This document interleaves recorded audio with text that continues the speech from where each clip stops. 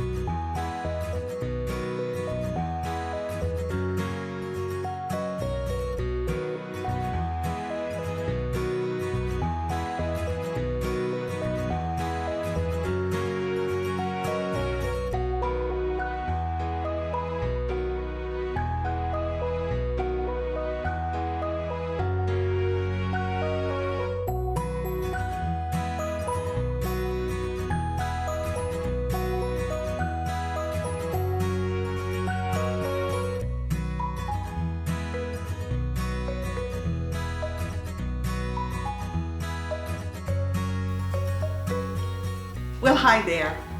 I like to do several small quick paintings like that to warm up and loosen up before doing a big one.